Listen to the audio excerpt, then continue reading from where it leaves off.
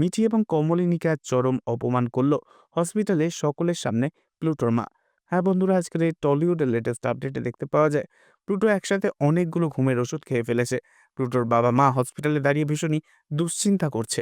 প্লুটোর বাবা রিসেপশনে বসে থাকা মহিলাটিকে বলে, আপনারা একটু তাড়াতাড়ি করুন, আমার ছেলের অবস্থা একটুও ভালো নয়, অনেকগুলো ঘুমের ওষুধ খেয়ে ফেলেছে।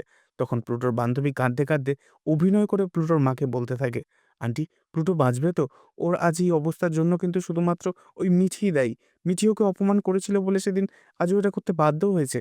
তখন প্লুটোর মা বলে, ওই মিঠিকে তো আমি কিছুতেই ছাড়বো না, জেলের ঘানি টানাবোই টানাবো। এরপর দেখা যায় মিঠি ওর মাকে নিয়ে হসপিটালে এলে পরে তখন প্লুটোর মা রেগে গিয়ে বলে, তোমরা মা মেয়ে দুজনেই হলে ছেলে ধরা, গেট আউট, তোমরা বেরিয়ে যাবে এক্ষুনি এখান থেকে। একথা শুনে চমকে ওঠে কমলিনী, আর সবাই দেখতে থাকে কমলিনী এবং মিঠির মুখের দিকে। তখন কমলিনী বলে, আমাকে যা অপমান করার করো, কিন্তু আমার মেয়েকে তুমি কখনো অপমান করবে না। একথা শুনে চমকে ওঠে মিঠি। তো এই ছিল আজকের এই টলিউডের লেটেস্ট আপডেট। নেক্সট আপডেটের জন্য অবশ্যই সাবস্ক্রাইব করে রাখবেন। ধন্যবাদ।